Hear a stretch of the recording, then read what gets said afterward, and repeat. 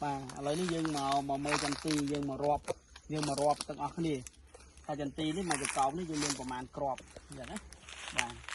dương rọp tầm đó tí buônผมมุ้ยผมใบ รับโยตาจานดังเลยกรู ở đây này mình bay là dùng mà tôm chanh nhé buồn bầm muối bầm bấy bầm buồn và ở đây dùng mưa hạt tây nhá này hạt tây nhá tây nhá tây tây tây này và tí buônผมmùi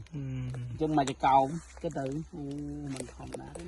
ចេញច្រើនបាទចេញច្រើន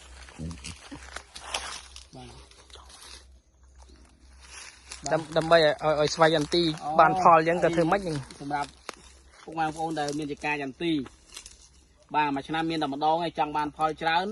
អាចតំណាក់តំណងតាមលោកគ្រូវិច័យកទេសបាទ clinic កសិកម្មបាទអានេះគន្លឹះរបស់វាគឺប្រើតែបាទជំនួយតិចទៅការពារតិចមកបាទជំនួយមាន super plan មានដុកទ័រកាលីបាទហើយយើងការពារប្រភេទពួកផ្សិតហើយនឹងសត្វល្អិតបាទប្រភេទសត្វស្លាបណាគឺអូខេហើយចន្ទីនេះគឺម្ចាស់គាត់ប្រាប់ថារើសហើយឡើងចង់ធុញហើយឥឡូវមិនទាន់ឈប់រើសទេបាទអញ្ចឹងចង់បានដូចគាត់កុំភ្លេចតាមបច្ចេកទេសដូចខ្ញុំជម្រាបមិញបាទអរគុណនេះចាស់ចការបាទ